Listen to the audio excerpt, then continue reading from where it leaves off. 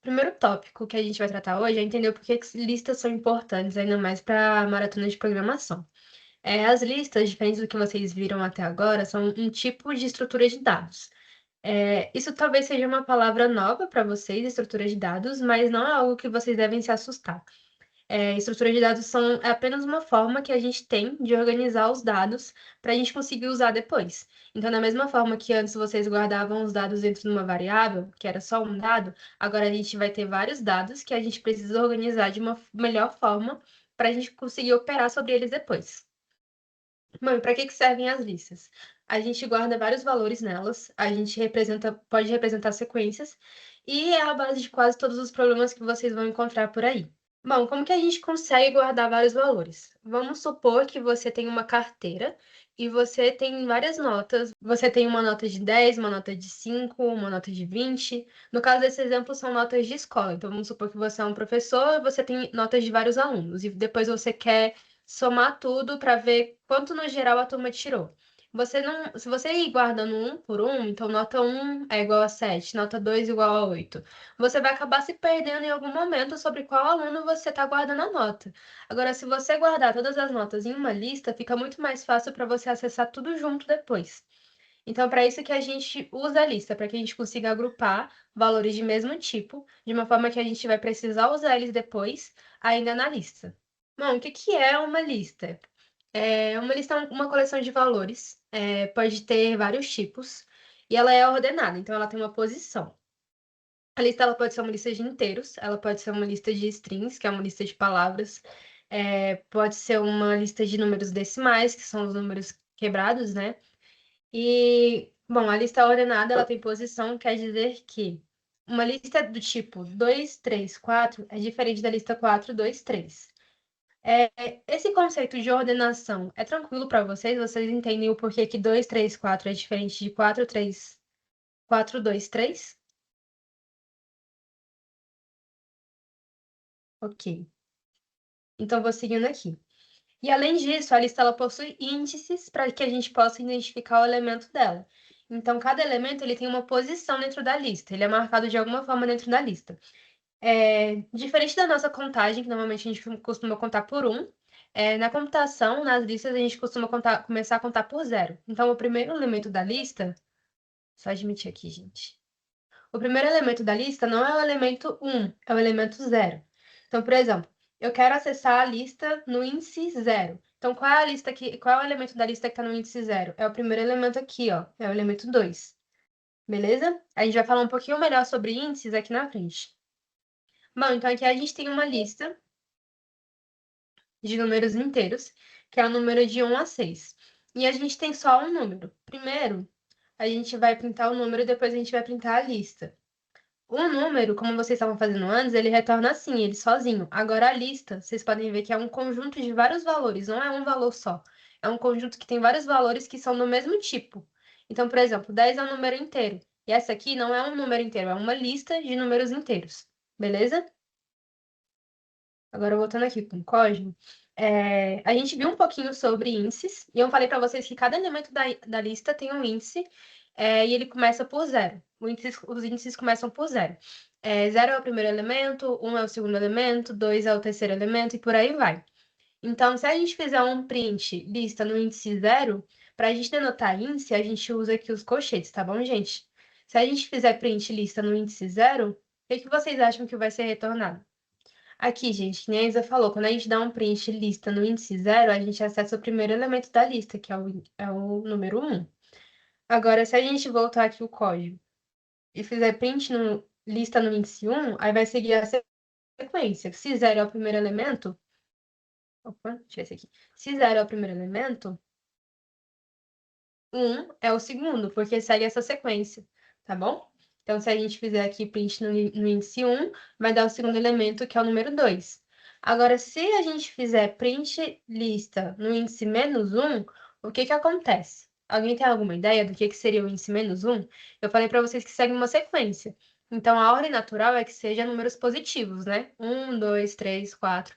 E se a gente usar o menos 1? Alguém sabe o que pode acontecer aqui? Ou tem alguma ideia do que pode acontecer? Print lista no índice menos 1 mostra o último elemento da lista.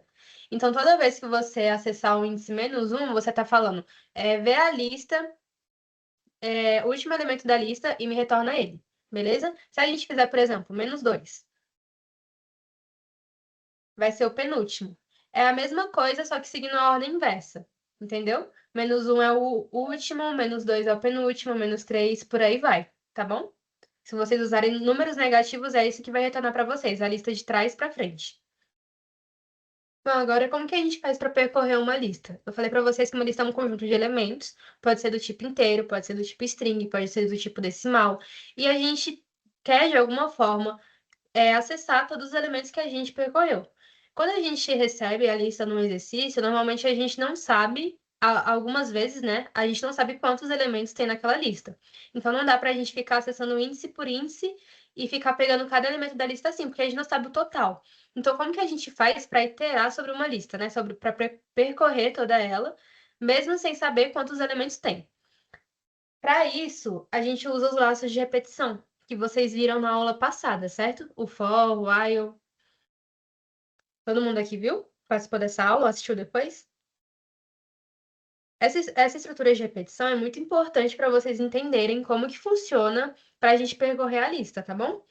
Bom, os laços de repetição, eles são usados nesse caso, iterando sobre o tamanho da lista ou diretamente sobre os itens da lista. Vou mostrar para vocês aqui no exemplo. Bom, aí, como eu falei para vocês no primeiro exemplo, a gente tem uma lista de notas, a gente tem a nossa carteira, e na nossa carteira a gente tem a nota 5, a nota 10 e a nota 50. Vamos supor que a gente está com muita preguiça de contar quanto no total a gente tem de dinheiro, mas a gente quer muito comprar uma coisa que é, por exemplo, R$ 70, e a gente quer ver se a gente tem R$ 70 disponível para comprar aquela coisa. Então, a gente vai somar tudo que a gente tem na carteira a partir de um programinha.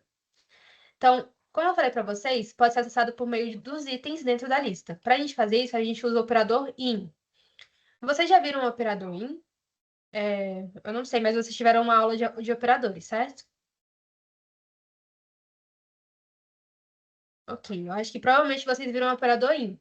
O operador IN te diz se alguma coisa, te diz algum elemento que está dentro da lista, beleza? Então, por exemplo, quando a gente faz for nota em notas, a gente está falando para cada nota que está aqui dentro. Aí aqui dentro você faz o quê? Total é igual a total mais nota. Eu vou mostrar executando que vai ficar mais claro para vocês entenderem, tá? Agora, acessando pelo índice, a gente vai fazer o tamanho da lista. Então, a gente faz for e em range. Lê em notas. O que é isso aqui? A gente sempre lê o código da esquerda, da direita para a esquerda, tá bom? Então, vamos lá da direita para a esquerda. A gente tem uma lista notas. Len, eu vou mostrar mais na frente para vocês, mas é uma função que retorna o tamanho da lista. Range é uma função que retorna o intervalo que está definido naquele número. Então, por exemplo, se o tamanho da lista é 3, o range vai percorrer de 0 a 2, que dá um total de 3. Beleza? 0, 1, 2. Total de 3 posições. E o i vai acessar cada elemento naquele índice da lista. Vou mostrar para vocês agora com um exemplo. Como eu falei para vocês, a gente tem... Deixa eu só colocar isso aqui.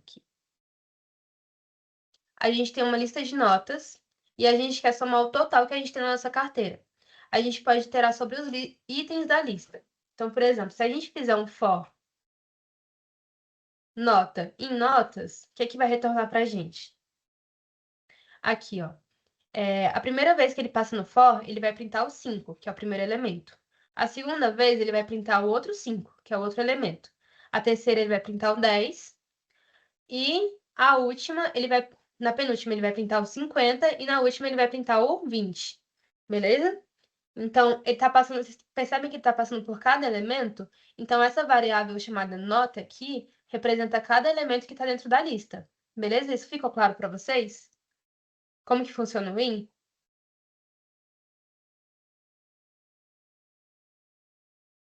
Sim? Pode falar, Ana.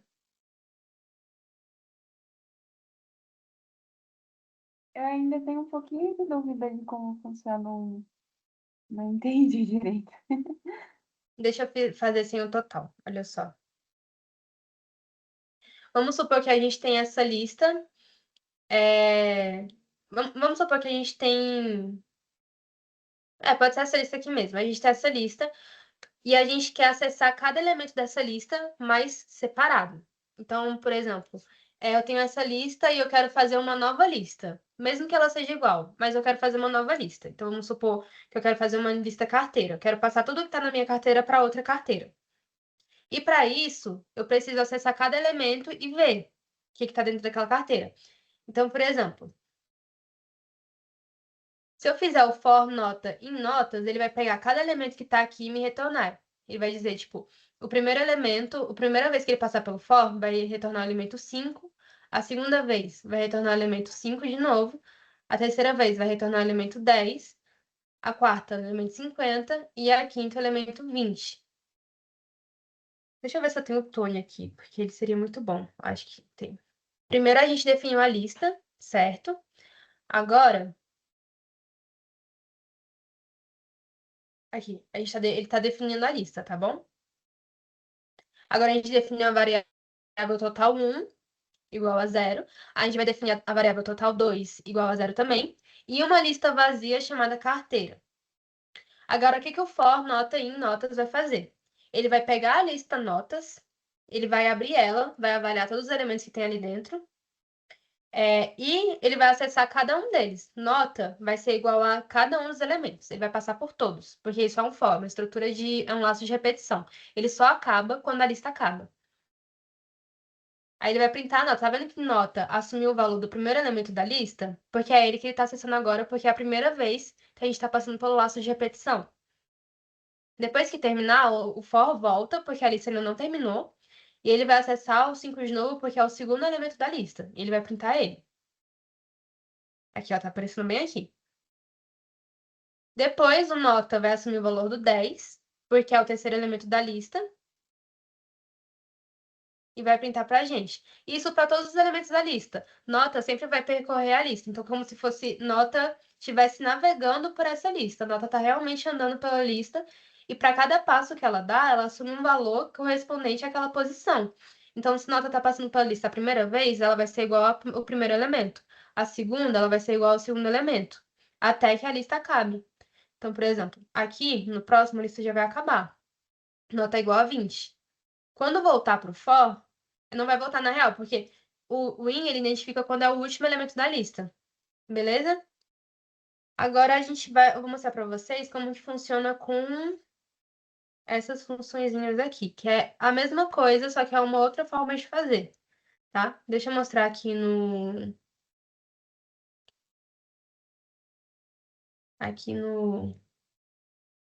Tony também, que fica melhor. Tá. Eu falei para vocês que toda lista tem um índice, né? Todo elemento dentro de uma lista tem um índice. Então, por exemplo, e que o range retorna o intervalo dentro daquele valor. Vou executar para vocês que vai ficar mais fácil para explicar, porque assim fica um pouquinho complicado mesmo. A gente está definindo a lista, isso aqui eu posso pular, que é só definir a lista.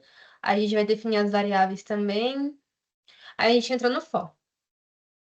Lembra que eu falei para vocês, é sempre da direita para a esquerda. Então ele vai primeiro pelo que está mais à direita da declaração. Lá em notas, ele vai retornar o tamanho de notas. Ele abriu a lista notas e vai ver o tamanho dessa lista. 5. Se a gente contar, a lista realmente tem 5 elementos, então o tamanho dela é 5. Aqui. O range, ele vai percorrer de 0 a 4. Ele não chega até o 5. O primeiro elemento é 0, então o i vai ser o valor 0. Aqui mostrando para vocês. I vai assumir o valor de 0. E ele vai acessar o elemento que está no índice 0 da lista. Como eu falei para vocês, o elemento que está no índice 0 da lista é o primeiro, que é o 5. Ele vai fazer o total 2, que a gente declarou como 0, mais notas no índice i, que é 5, já que o i é igual a 0. E isso para todo i que ele encontrar dentro desse intervalo. Intervalo, como eu falei para vocês, é de 0 a 5. Ele não acessa o 5, então ele só vai acessar até o 4. Deixa eu mostrar para vocês aqui. Aqui no caso de 1, ele vai acessar o 1. 2, ele acessa o 2. o segundo elemento, na real, o terceiro elemento, que é o índice 10. E vai somar. Essa parte da soma a gente pode ignorar por enquanto, tá? Porque é só ele fazendo uma operação sobre o elemento que ele encontrou. Agora, i é igual a 3, ele acessa o quarto elemento, é sempre somando mais um, 50, até que ele chegue até o número 4.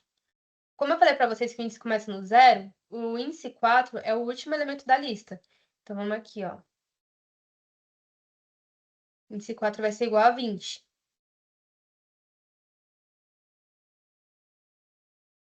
Depois, quando a gente chega no 5, o for encerra, tá? Porque é até o 5, ele não engloba o 5, ele vai até o 5. Ficou claro para vocês? Esse é um pouco complicado e vocês não precisam usar. Eu só expliquei porque mais na frente eu vou falar sobre essas funções para vocês, mas o mais fácil realmente é vocês usarem o in, que é mais intuitivo, tá bom? Só que se vocês forem programar com outra linguagem, por exemplo, foi importante eu mostrar, porque outras linguagens não têm, é da mesma forma que o Python declara. Você pode fazer for nota em notas. Se você for programar em C, C++, por exemplo, você vai precisar fazer dessa forma. Mas fazendo em Python tá tranquilo, vocês podem usar dessa forma aqui, que eu tinha mostrado para vocês antes. Tá bom? Que é bem mais simples. Então, a Adriele estava mostrando aí, quando você já coloca uma lista na variável, né? Só que vocês viram lá na primeira aula como que a gente consegue receber alguma variável. Então, um número ou uma palavra, a gente também vai conseguir receber uma lista. Só que aí a gente vai ter que receber um pouquinho diferente. A gente ainda vai usar a função do input, só que a gente vai ter que adicionar um pequeno detalhe aí. Então, faça para o próximo slide, Adriele, por favor, para eu explicar um pouco melhor. Beleza. Quando a gente faz a função input no Python, ele vai ler a linha inteira que você passar para ele. Então, você pode passar uma frase, vamos supor que a nossa frase é uva, laranja, banana. Essa vai ser a nossa frase. Quando você fizer input, ele vai ler isso tudo como uma coisa só. Mas vamos supor que a gente está querendo, por exemplo, que essa seja a nossa lista de compras, e a gente quer separar em uma lista mesmo. Então, a gente vai poder usar a função split. Split, em português, é separar. Então, a gente vai escolher alguma coisa para separar. Por padrão, o nosso separador vai ser o espaço. Então, quando você usar o ponto split ou sem nada, ou colocar o ponto split com um espaço dentro do parênteses, entre aspas, né? Ele vai pegar toda aquela frase que a gente leu, toda aquela string, né, que a gente chama, e vai separar tudo que tiver um espaço. Então, ele vai chegar e vai ler uva. Depois de uva, ele lê um espaço. Então, ele vai separar e já vai automaticamente colocar a uva como um elemento da nossa lista. Aí ele vai ler laranja e vai ter outro espaço depois, ele vai falar: ah, encontrei um espaço, esse espaço é meu separador, então eu vou parar aqui, vou colocar a laranja como um elemento da lista e agora eu vou ler a minha próxima coisa. Então, quando eu fizer esse ponto split, a gente vai conseguir receber como uma lista. Passa para o próximo slide, por favor, Adriele. Por favor. Perfeito. Então, considerando aí de novo a nossa mesma frase, uva, laranja e banana, e a gente fizer lista igual a input.split, o nosso resultado vai ser uma lista com esses valores. Então, uma lista contendo uva, laranja e banana. Isso tudo separado. Então, a gente consegue ler as listas a partir disso. Eu coloquei como palavras, mas poderiam ser números também. Podia ser, por exemplo, 1 espaço 2 espaço 3, que ele ia interpretar do mesmo jeito. Só que lembrando, igual as meninas falaram acho que foi na primeira aula para vocês, o Python vai ler como se fosse uma palavra, e se a gente quiser interpretar como um número, a gente vai ter que fazer a conversão para int. Então, a gente faz esse int x. Esse extra que eu coloquei aqui embaixo é só um outro jeito de você receber que já converte para um valor inteiro direto. Não precisa se preocupar com isso agora, porque vai ser um pouco confuso. Isso é caso vocês queiram consultar depois, eu já deixo aí como se fosse uma colinha para vocês poderem consultar depois. Mas o mais importante mesmo, por enquanto, é lembrar desse input.split ou input.split espaço, que eles são equivalentes, para a gente conseguir transformar o que a gente receber em uma lista e não ficar como se fosse uma frase, como se fosse uma string mesmo. Bom, e agora a gente vai entender um pouquinho como que a gente adiciona ou remove elementos de uma lista, tá bom? Bom, vocês viram que ou a gente declara a lista pronta ou a gente recebe a lista pronta. Mas vamos supor que a gente quer alterar a lista que a gente recebeu. Como que a gente faz isso? Se a gente quiser adicionar um elemento numa lista, ou se a gente quiser, por exemplo, tirar o último elemento da lista, como que a gente faz? Bom, para isso a gente tem a função pop e a função append. O que é a função pop? Ela remove sempre o último item da lista. Então, ela tem um retorno, que é o último item que ela removeu, e depois a lista fica sem esse índice final. O append, ele adiciona um item na lista. Então, vamos supor que a nossa lista é 1, 2, 3, e a gente quer adicionar o 4. A gente vai fazer lista.append 4. E a nossa lista vai virar 1, 2, 3, 4. Vamos supor que a gente tem a nossa nota, nossa carteira, igual antes. E a gente quer adicionar a nota 50 no final dela. Então, aqui, a gente tem a nossa carteira. Antes de adicionar e depois de adicionar, se a gente fizer um print listas de novo, opa, notas, de novo, aí a gente vai ver que a gente está com um elemento a mais. É isso que o append faz, ele não retorna nada. Então, se, por exemplo, a gente fizer um print append, nada vai acontecer. Eu vou mostrar aqui para vocês o resultado. Aqui, ó, isso aqui quer dizer vazio, então não retorna nada pra gente, só que ele faz uma operação na lista. Então, quando a gente for acessar a lista de novo, ela não vai ser mais a mesma. Então, se, por exemplo, a gente quer adicionar uma coisa na lista, mas a gente não quer alterar a lista original, a gente pode copiar a lista para alguma outra. Então, vamos supor que notas 1 é igual a notas. A gente copia a lista para outra e a gente altera a lista que a gente copiou, não a original. Assim, quando a gente fizer, por exemplo, print notas e print notas 1, a gente vai ter. É porque eu já tinha feito o append em notas 1.append print notas. Deixa eu ver.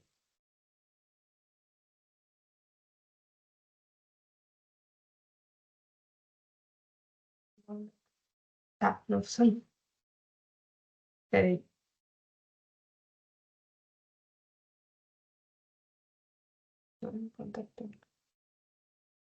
Aqui. Pronto, aqui. A gente tem nossa lista notas e a gente tem nossa lista notas 1, beleza? E como eu falei, o append não retorna nada. Agora, voltando aqui para vocês para mostrar o pop. Só voltar tudo aqui. Tá. A gente tem nossa lista que inicialmente é 2, 5, 10, 10, 20. Vou mostrar para vocês. Se a gente usar o pop, como eu mostrei para vocês, o pop ele sempre retorna o último elemento da lista, ele vai tirar esse elemento aqui. E ele vai retornar. Então, se a gente fizer um print pop, ele não vai retornar vazio como foi na page, ele vai retornar o 20. Aqui.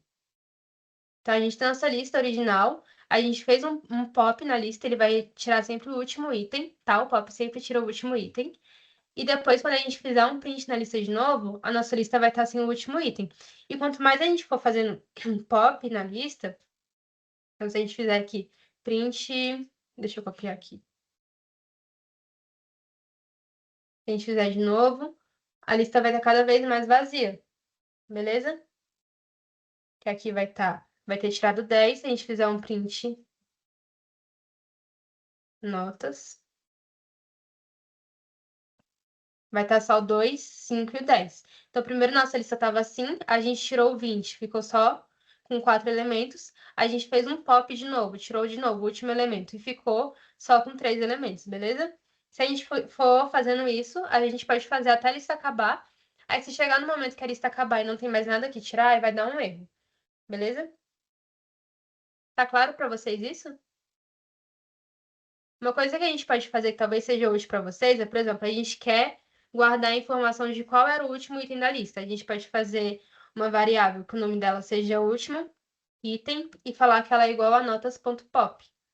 Como eu falei para vocês que notas.pop ele dá um retorno para a gente, ele vai atribuir o valor do último item para essa variável. Então, se a gente printar o último item, vai aparecer aqui para a gente. Tá vendo? Isso pode ser útil para resolver algum problema que vocês precisam guardar esse valor e não perder ele, tá? Porque depois não tem como voltar do pop, se vocês não guardarem uma variável, beleza?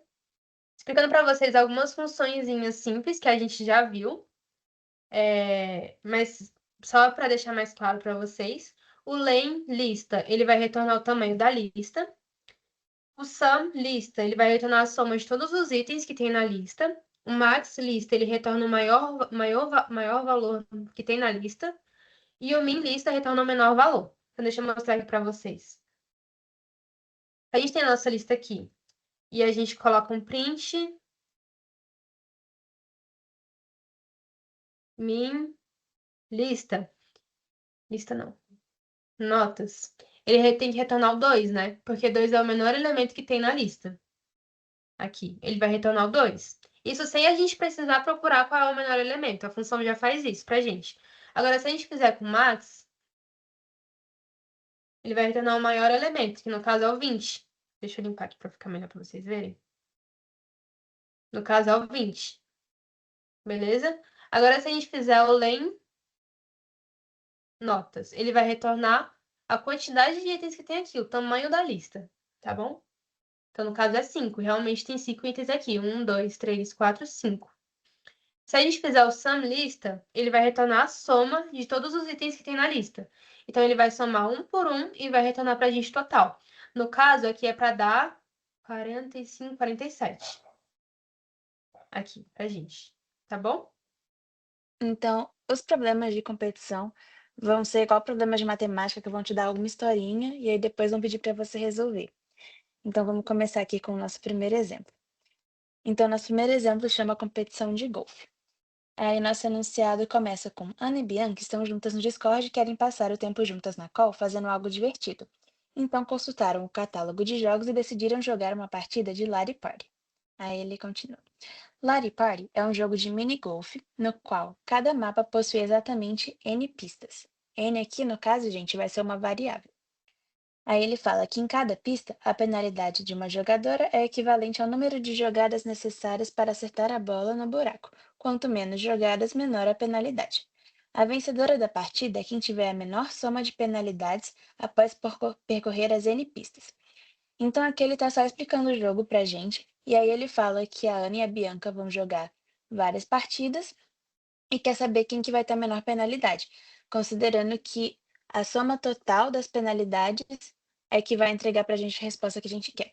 Então aqui ele fala, no entanto, apesar do jogo ser muito divertido, ele possui alguns bugs. Após uma das partidas, embora ele tenha registrado corretamente as penalidades de Ana e Bianca em cada pista, ele não exibiu quem venceu. Assim, elas precisam de um programa que determine quem foi a vencedora da partida ou se houve um empate. Então, aqui nessa parte do final, ele está justamente falando o que ele quer que a gente faça. Então, ele quer um programa que determine quem foi a vencedora ou se houve um empate. Aí depois do anunciado, as questões sempre vão ter pra gente o que que elas vão dar de entrada e o que que elas esperam que a gente dê de saída para elas. Então aqui ele está explicando. A entrada vai ser composta por 3 linhas. Na primeira linha vai ter o nosso N, que vai ser a quantidade de pistas que vão ter no mapa. Na segunda linha, a gente vai ter a lista das penalidades da Ana. Então aqui a gente já tem a garantia que a nossa lista vai ter o tamanho N, porque a gente vai ter se A1, A2, A3, onde a I vai ser a penalidade para a pista I. Então, A1 vai ser a penalidade para a primeira pista, A2 para a segunda pista, A3 para a terceira pista, e assim até a N. Então, a gente vai ter as nossas N pistas aqui, onde A é a penalidade da Ana. E aí, ele vai dar mais uma linha com as penalidades da Bianca, igualzinha da Ana. Então, B1, B2, B3 vai ser a penalidade da Bianca na primeira pista, a penalidade na segunda, na terceira, até a última lista, que vai ser BN. Beleza. Aqui ele sempre vai dar também as restrições pra gente. Não precisa se preocupar com isso agora, mas se vocês que tiverem curiosidade, depois podem falar comigo do porquê que ele dá pra gente essas restrições. Mas ele tá basicamente falando que, com certeza, a gente vai ter entre 1 e 100 pistas e que a penalidade das meninas também vai estar, com certeza, entre 1 e 100. Beleza. E aí aqui ele está falando a saída, o que que ele espera da gente. Então ele fala: seu programa deve imprimir uma única linha, contendo uma das seguintes mensagens, desconsiderando as aspas, né? Então ele quer que a gente imprima Ana, se a Ana tiver a menor soma de penalidades e for a nossa vencedora, Bianca, se a Bianca tiver a menor soma de penalidades e ela for a nossa vencedora, ou empate se elas tiverem a mesma soma e o jogo deu empate e ninguém ganhou. Beleza. Então, depois de explicar para a gente o que que a gente tem que imprimir de saída, ele também vai dar alguns exemplos para a gente entender com números mesmo, o que vai acontecer no nosso código. Então, vamos pegar aqui o nosso primeiro exemplo para eu explicar para vocês. Para outro lado. Aqui. Então, no nosso primeiro exemplo, o que a gente vai ter? A gente tem as 3 linhas que ele falou, né, lá que ele ia dar de entrada para a gente. Então, o 6 vai ser justamente, né, quantas pistas vão ter. Em seguida, ele vai dar 6 números, que vai ser a lista das penalidades da Ana. E depois ele vai dar os 6 números, que são as penalidades da Bianca em cada pista. Então, só para relembrar, o jogo vai ser quem tiver a menor penalidade ganha. E a penalidade vai ser a soma de todas as penalidades. Então, vamos lá. A penalidade total da Ana vai ser 2. Perdão, deixa eu voltar aqui. 2 mais 4 mais 3 mais 1 mais 1 mais 2. Então, no total, a penalidade da Ana foi 13. E a mesma coisa para a Bianca. Da Bianca vai ser 1, 3, 5, 2, 1, 2. Então, no total, a penalidade da Bianca vai ser 14. E aí, então, nesse caso, como a penalidade da Ana foi menor, ela ganha. Então, esse output aqui, que é a nossa saída, vai ser o que o nosso código tem que apresentar. Então, para esse exemplo aqui, para essa entrada, esse tem que ser o resultado do nosso código. Então, vamos lá para as anotações que a gente tem. A gente vai receber 3 linhas, sendo elas um inteiro e as outras 2 linhas vai ser cada uma lista. Então, a gente vai receber um inteiro e vai receber 2 listas. A gente vai ter que somar os valores, né, que são as penalidades, em cada uma das listas e guardar esses valores em variáveis. E depois disso, a gente vai comparar essas duas somas para ver quem tem a menor penalidade, para ver quem ganha o jogo, ou, se caso elas sejam a mesma, a gente vai responder que deu um empate. Então, beleza. Vamos dar uma olhada no código que vai resolver isso. Beleza. Então, a primeira coisa que a gente tem que fazer vai ser receber o tamanho da nossa lista. Show. Aí aqui eu coloquei um jeito de receber a lista, mas qualquer coisa também dá para colocar aquela maneira que eu coloquei como extra. Eu vou mostrar no próximo exercício como que a gente pode fazer. Mas aí aqui eu coloquei como variável a lista 1 e a lista 2. E aí aqui eu recebi elas, só que a diferença aqui é que eu estou recebendo esse auxiliar 1 e esse auxiliar 2 como listas de palavras. Elas não são números ainda, porque eu não fiz a conversão de inteiro. E aí, justamente nesses 2 loops de repetição aqui, vai ser onde eu vou fazer essa conversão. Então, eu vou fazer igual a Adriele falou, né? Para cada x em auxiliar 1, que vai ser essa minha primeira lista que eu li aqui, eu vou colocar na lista 1 o valor do inteiro de x. A diferença dessas 2 listas, gente, vai ser que se eu colocar para receber os números, eu vou ter isso aqui. E aí, quando eu tenho as aspas em volta deles, isso significa que eles são strings, que eles são palavras. E aí, se eu quero que eles sejam números, eu preciso fazer aquela conversão, né? Eu preciso fazer isso aqui, basicamente.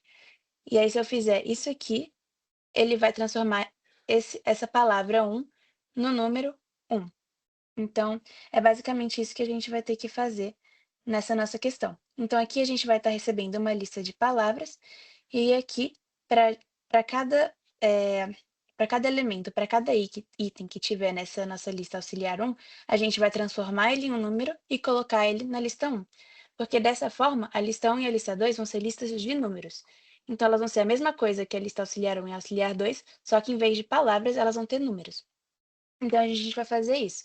Então, esse primeiro laço de repetição, a gente está colocando os valores do auxiliar 1, e nesse segundo aqui, a gente está colocando na lista 2 os valores de auxiliar 2, sempre transformando eles em números. Por que que eu quero transformar eles em números? Porque justamente a questão pede que a gente some eles, né? Se eles estiverem como palavras, eu não consigo somar. Então, eu não consigo somar a palavra 1 com a palavra 2, porque isso, se a gente juntasse, a gente concatenaria e ficaria 12. Então, a gente tem que transformar em números de fato para quando eu somar 1 e 2, dá 3. Aí a Adriele chegou a mencionar que a gente tem essa função aqui chamada sum, que vai retornar para a gente a soma de todos os elementos que tem na lista.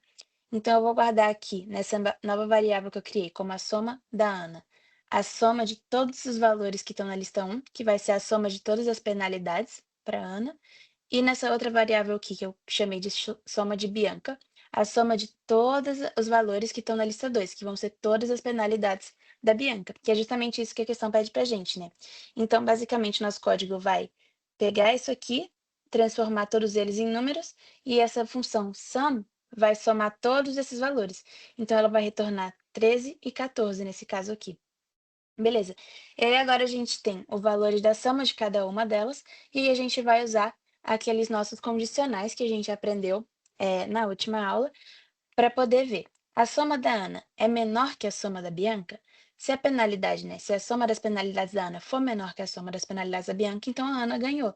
E aí eu vou dar um print, né, em Ana. Eu vou imprimir Ana na tela. Aí esse else if aqui é se agora acontecer que a soma da Bianca for menor que a soma da Ana, então a Bianca tiver uma penalidade menor, então eu vou imprimir o nome da Bianca. Então, se a soma da Ana não é menor que a da Bianca e a soma da Ana não é maior, então elas só podem ser iguais, né? E caso isso aconteça, aí eu vou imprimir empate na tela. Essa próxima questão chama Duda e Sushis. Então, ele dá nossa historinha aí, né? Duda acabou de sair da maratona de programação, onde seu time lenhadora de SegTri foi eleito o melhor time da América Latina. Depois de tanto programar, a Duda tá com muita fome e resolveu jantar em um restaurante japonês. Nesse restaurante, cada peça I de sushi tem um valor AI. Então, vamos supor que é, sei lá, o peso de cada peça de sushi. Só tem um problema, elas passam muito rápido em uma esteira e por isso, dada uma sequência de sushis, ela só consegue pegar ou as peças em posições ímpares ou as peças em posições pares nessa sequência. Então vamos supor que a gente tem uma grande sequência de sushis, como eles estão passando muito rápido, a Duda não consegue pegar dois seguidos, porque ela pega um e está muito rápido e aí o outro passa. Então vamos dar uma olhada em que ele dá na nossa entrada, né? Ó, um exemplo para a gente entender melhor o que está acontecendo, a gente pode ter a sequência 10, 27, 24, 7 e 11. Nesse caso aqui, a Duda só ia conseguir pegar as peças nas posições ímpares, então 1, 3 e 5, né? Ou seja, 10, 24 e 11. Eu sei que nesse caso aqui, eu estou considerando como se fosse indexado em 1, mas na hora do código vai ser indexado em 0. O que é isso de ser indexado, né? Geralmente a gente conta 1, 2, 3, 4, 5, só que quando o código vai contar, ele começa do 0. Então o código conta 0, 1, 2, 3, 4, 5, que a Adriele chegou a mencionar. Mas a gente não precisa se preocupar com isso agora. Então, beleza. As posições ímpares vão ser 10, 24 e 11, e as posições pares vão ser 27, 7 e 5. E aí a Duda quer obter a maior soma possível dos valores das peças que ela pode selecionar. Então, nesse exemplo aqui, a soma das posições ímpares vão ser 45, né? Que vai ser a soma desses três números aqui. E a soma das posições pares vai ser 39, que vai ser a soma dos números aqui das posições pares. Então, nesse caso, para ela, o que vale mais a pena é eu escolher o 45, porque aí eu consigo um número maior. Aí, beleza. E agora o que ele quer da gente, né? Agora a Duda precisa da sua ajuda para saber, dentre as duas possibilidades, qual fornecerá a maior soma das peças de sushi. Beleza. Então, ele quer que a gente devolva qual que vai ser a maior soma. Então, o input, né, a nossa entrada, ele vai dar o tamanho da lista, depois ele vai dar uma lista para a gente, com os valores de sushis, e aí ele quer da gente qual que é a maior soma dos valores de sushis que a Duda consegue atingir, se ela pegar os ímpares ou se ela pegar os pares. Show! Então, aqui no exemplo que ele deu pra gente, esse aqui é a minha lista, né, de tamanho 6, e aí a minha lista eu tenho 10, 27, 24, 7, 11 e 5. Então, se eu pegar as posições ímpares, eu tenho a soma 45, as pares eu tenho... Qual que era a soma mesmo que eu tinha das pares? Eu tenho 39. E aí, nesse caso, como 45 é maior, a gente quer imprimir 45. Então, vamos dar uma olhadinha no código, gente, para a gente finalizar. Eu sei que também essa aqui pode ser um pouco muita coisa. Tá, então o que a gente... a gente leu a questão, agora qual que é as nossas anotações, né? O que a gente vai ter que fazer? A gente vai receber um inteiro, que vai ser o tamanho da lista, e uma lista como input, né? Como a nossa entrada. A gente vai querer somar em duas variáveis os valores das posições ímpares e das posições pares. E aí fica um questionamento, né? Como é que a gente vai ver para cada posição se ela é ímpar ou se ela é par? A gente vai olhar o resto dessa posição pela divisão por 2. Então, se o número for divisível por 2, ele vai ser par, né? Então, se ele é divisível, o resto na divisão por 2 é 0. Se isso não acontecer, então ele é ímpar. Vamos olhar aqui, então. O 5 dividido por 2, a gente tem que dar 2 e o resto é 1. O 10 dividido por 2 dá 5 e o resto é 0. Então, aqui o resto 0, 10 é par, aqui o resto 1, o 5 é ímpar. Então, eu não sei se vocês vão lembrar, mas vocês viram lá primeira aula, segunda aula, esse operador aqui, que ele dá o resto da divisão. Então, se a gente vê o 5, o resto da divisão do 5 por 2 ele vai dar 1, e o 10, o resto da divisão por 2 vai dar 0. Então, a gente vai fazer isso para poder pegar as posições e depois a gente vai comparar qual soma que é maior. Então, vocês podem ver que pareceu muita coisa, mas o código vai ficar um pouquinho enxuto. No final, ele vai ficar curtinho. Então, qualquer coisa, se vocês quiserem me parar para perguntar, pode perguntar. Então, primeiro a gente vai receber de novo o tamanho, né, como input. A gente vai converter para um inteiro e vai receber isso e guardar na variável do tamanho. E depois o sux vai ser a nossa lista. Esse jeito aqui de receber a lista foi aquele que eu coloquei como extra. Então, eu coloquei aqui na resolução só para vocês verem. Mas se vocês quiserem fazer igual eu fiz na outra e receber uma lista de palavras e depois converter para inteiros, também pode. Mas isso aqui também funciona e eu já recebo direto como inteiro.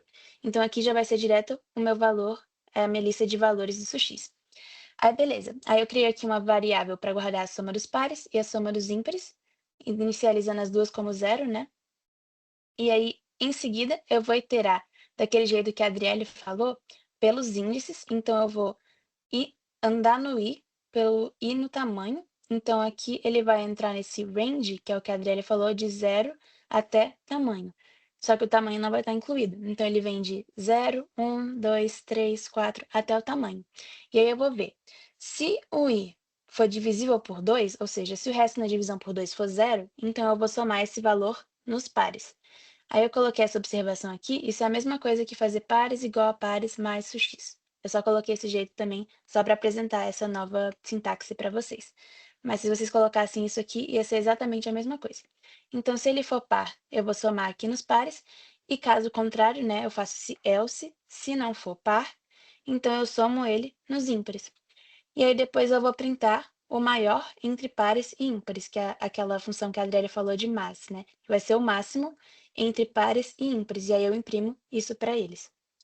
Mas enfim, a gente quer agradecer de novo o apoio da Nelspace e do Grupo Mulheres do Brasil, e agradecer também pela presença de todas vocês.